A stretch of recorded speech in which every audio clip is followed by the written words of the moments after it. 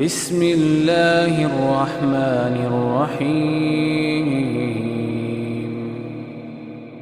نحمده ونصلي على رسوله الكريم اما بعد فاعوذ بالله السميع العليم من الشيطان الرجيم بسم الله الرحمن الرحیم۔ مسلمان اسلام کے حوالے سے بہت زیادہ محتاط ہوتا ہے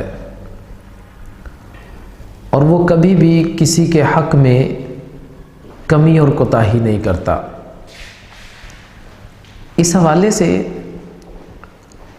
بہت سارے لوگ ایسے ہیں جو یہ جانتے ہی نہیں ہیں کہ مسلمانوں کے حق کیا ہیں جن کو ادا کیا جائے۔ تو آج ہم رسول اللہ صلی اللہ علیہ وسلم کی ایک حدیث کا تذکرہ کریں گے جس میں ایک مسلمان کے دوسرے مسلمان پر 6 حق بتائے گئے ہیں۔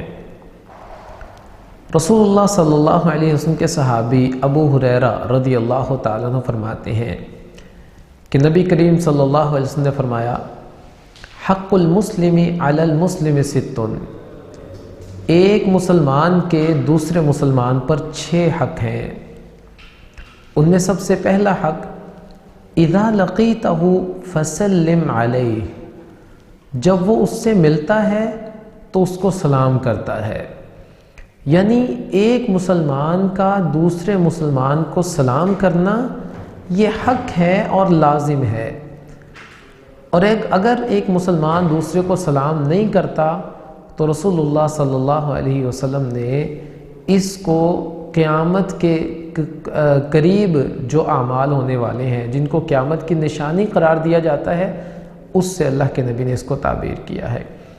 رسول اللہ صلی اللہ علیہ وسلم فرماتے ہیں کہ تم اس شخص کو بھی سلام کرو جس کو تم پہچانتے ہو، اور اس شخص کو بھی سلام کرو جس کو تم نہیں پہچانتے، اور قیامت کے قریب ایسا زمانہ آئے گا جب کسی شخص کو سلام کیا جائے گا تو وہ پریشان ہو جائے گا، حیران ہو جائے گا۔ تو اس حوالے سے لوگ ایک دوسرے کو سلام کرنا چھوڑ دیں گے، اور آج کل تقریباً یہی زمانہ ہے کہ جب ہم کسی اجنبی کو سلام کرتے ہیں تو وہ پریشان ہو جاتا ہے کہ میں تو اس کو نہیں جانتا، اس نے مجھے سلام کیوں کیا ہے۔ تو اس حوالے سے ہمیں تمام مسلمانوں کو سلام کرنا چاہیے۔ ہاں، جو لوگ اسلام سے بالکل عاری ہیں، یہود و نصارہ، ان کو سلام میں پہل نہیں کرنی چاہیے۔ رسول اللہ صلی اللہ علیہ وسلم فرماتے ہیں، لا تبدأوا الیہود ولا النصارى بالسلام، تم یہود و نصارہ کو سلام میں پہل نہ کرو۔ ہاں، اگر وہ تمہیں سلام کر دیں تو تم صرف اتنا کہو وعلیکم، بس یہ جواب دینا ہے۔ تو اس حوالے سے سلام کے حوالے سے بڑی مفصل گفتگو ہو سکتی ہے، لیکن ہم اتنے پر ہی اکتفا کریں گے کہ ایک مسلمان کا دوسرے مسلمان پر حق ہے کہ وہ ایک دوسرے کو سلام کریں، اور ایک مسلمان وہ دوسرے کے سلام کا جواب بھی دے۔ اور دوسرا حق جو ایک مسلمان کا دوسرے مسلمان پر ہے، وَإِذَا دَعَاكَ فَأَجِبْهُ، جب وہ اس کو دعوت دے، اس کو بلائے تو وہ اس کی دعوت کو قبول کرے۔ یہ دعوت کھانے کی دعوت بھی ہو سکتی ہے، اور یہ کھانے کے علاوہ کسی کام کے لیے بھی بلایا جا سکتا ہے۔ مطلب جب بھی کوئی مسلمان اپنی مدد کے لیے یا تمہیں کسی دعوت کے لیے، کھانے کے لیے یا کسی اور چیز کے لیے بلائے، اچھے کام کے لیے، تو اس کی دعوت کو قبول کرو۔ بلکہ کچھ دعوتیں تو ایسی ہیں جن کو اگر قبول نہ کیا جائے تو رسول اللہ صلی اللہ علیہ وسلم نے کہا کہ اس کو قبول نہ کرنے والا وہ محمد رسول اللہ صلی اللہ علیہ وسلم کی نافرمانی کرتا ہے۔ اور انہی میں سے ایک دعوت ولیمے کی دعوت بھی ہے۔ نبی کریم صلی اللہ علیہ وسلم نے فرمایا کہ جو شخص ولیمے کی دعوت کو قبول نہیں کرتا، یہ محمد صلی اللہ علیہ وسلم کی نافرمانی کرتا ہے۔ تیسرا حق، وَإِذَا اسْتَنصَحَكَ فَانصَحْهُ، جب کوئی تم سے مشورہ طلب کرے تو اس کو اچھا مشورہ دو۔ ایک مسلمان جب وہ تمہارے پاس آتا ہے تو یقینی بات ہے کہ وہ تم پر اعتماد کرتا ہے، تم پر اعتبار کرتا ہے، اس کے تمہارے بارے میں بہت اچھے خیالات ہیں کہ وہ تم سے مشورہ لینے کے لیے آ گیا ہے۔ اب اس کو غلط مشورہ نہ دو، تمہارے ذمے ہے، لازم ہے تمہارے لیے کہ تم اس کو اچھا مشورہ دو۔ چوتھے نمبر پر، وَإِذَا عَطَسَ فَحَمِدَ اللَّهَ فَشَمِّتْهُ، جب اس کو چھینک آئے اور وہ الحمدللہ بھی کہے تو تم اس کا جواب دو، اگر وہ الحمدللہ نہیں کہتا تو جواب دینے کی ضرورت نہیں ہے۔ رسول اللہ صلی اللہ علیہ وسلم کے پاس ایک شخص آیا اور اس کو چھینک آئی تو آپ نے اس کا جواب دیا یرحمک اللہ۔ ایک اور شخص وہاں پر موجود تھا، اس کو چھینک آئی تو آپ نے اس کا جواب نہیں دیا، اور جس کا جواب نہیں دیا اس نے اللہ کے نبی سے یہ سوال کیا کہ فلاں شخص نے چھینک لی ہے تو آپ نے اس کو دعا دی یرحمک اللہ، اور میں نے بھی چھینک لی، آپ نے مجھے دعا نہیں دی۔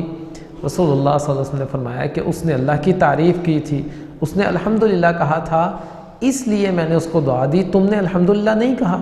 تو اس حوالے سے چھینک آئے تو چھینک لینے والا الحمدللہ کہے، اور سننے والے پر یہ لازم ہے اور حق ہے کہ وہ اس کا جواب دے، یعنی یرحمک اللہ کہے۔ 5ویں نمبر پر فرمایا وَإِذَا مَرِضَ فَعُودُهُ، جب کوئی بیمار ہو جائے تو اس کی عیادت کرو، اس کا پتہ کرنے کے لیے جاؤ۔ اور آج کل تو انتہائی آسانی ہو چکی ہے کہ ہم فون پر کسی کا بھی پتہ کر سکتے ہیں، لیکن اس کے پاس جا کر جو اس کا پتہ کرنا ہے یہ اور بات ہے، اس کا اجر اور زیادہ ہے۔ تو اس حوالے سے عیادت کرنا، کسی بیمار کے پاس جانا، اس کی ویسے ہی بہت زیادہ فضیلت ہے۔